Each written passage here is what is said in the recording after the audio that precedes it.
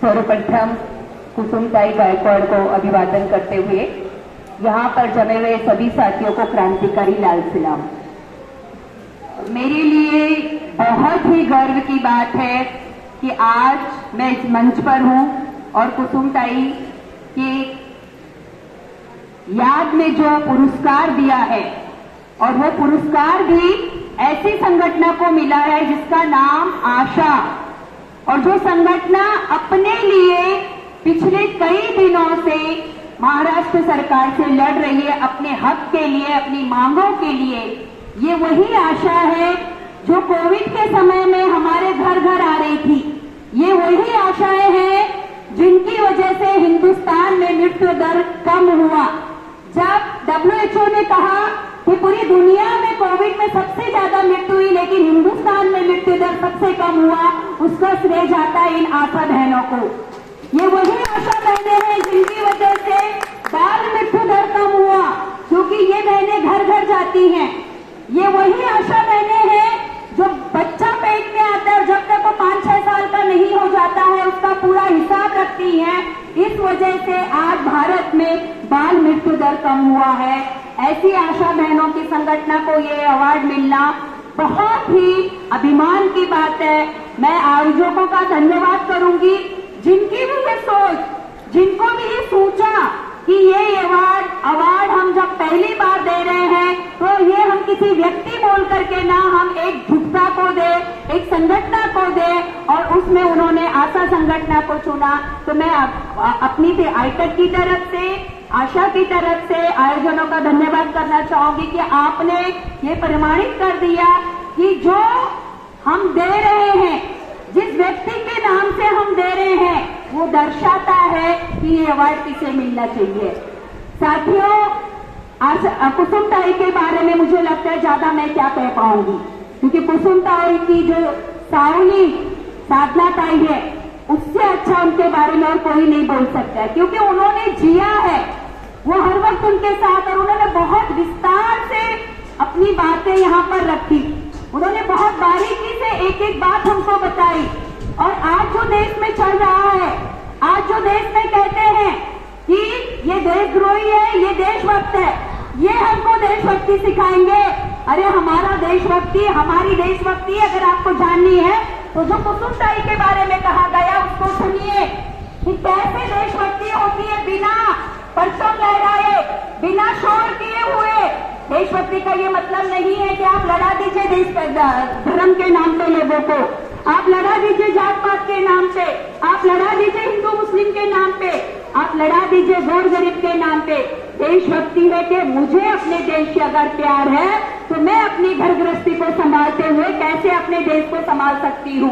आजादी की लड़ाई में उनका योगदान, चुपचाप विद्यार्थी संगठन में जब होती तो कैसे उन्होंने पत्रक को बांटा।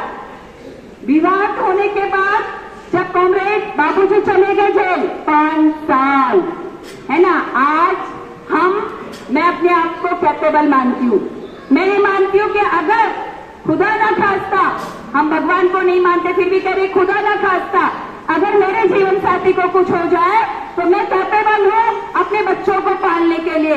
लेकिन याद कीजिए, जिस वक्त बाबूजी जेल गए होंगे 5 साल के लिए, उस वक्त 5 साल तक परिवार को चलाना कुसुमताई के लिए कितना मुश्किल रहा होगा।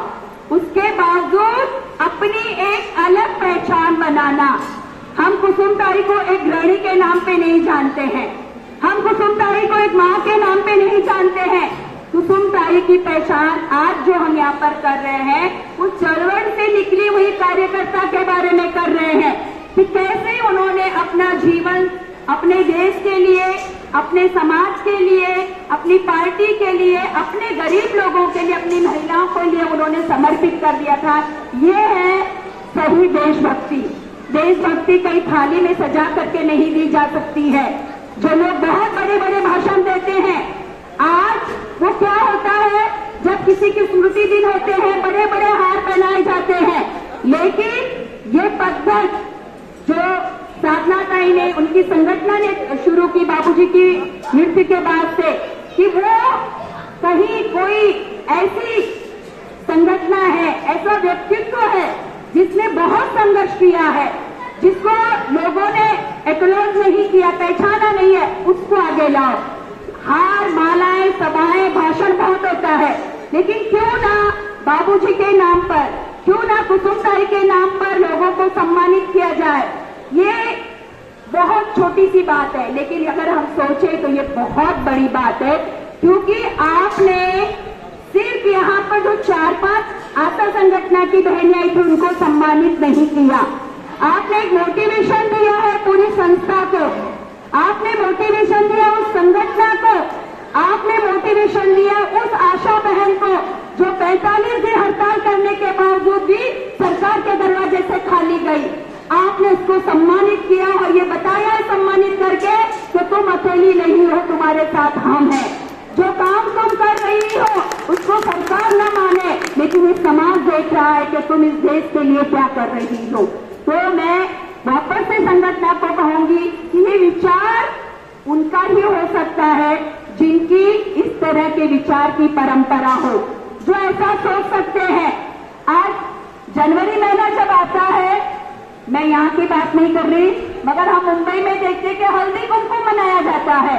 हर गली में हल्दी कुमकुम, महिलाओं की लाइन लगी हुई है, कहीं चम्मच मिल रहा है, कहीं कटोरी मिल रही है, जितनी बड़ी पार्टी उतना बड़ा गिफ्ट, कहीं साड़ी मिल रही है, कहीं ब्लाउज मिल रहा है। लोग भी जाते हैं, लेते हैं, घर आ जाते हैं, लेकिन कम्युनिस्टों की ये विचारधारा नहीं है। कम्युनिस्टों का ये मानना है, कम्युनिस्ट विचारधारा आपको ये कहती है कि अगर कोई आपसे कमजोर है और आप उसमें थोड़े से मजबूत हैं, तो उसको हाथ दीजिए, उसको अपने साथ में लीजिए, उसको सिखाइए कि वो कैसे अपने आप को आगे ले जाए, क्योंकि मदद एक बार होती है, एक बार मदद के बाद आगे क्या। तो कम्युनिस्ट लड़ना सिखाते हैं, कम्युनिस्ट ऐसा करना नहीं सिखाते, कम्युनिस्ट ये सिखाते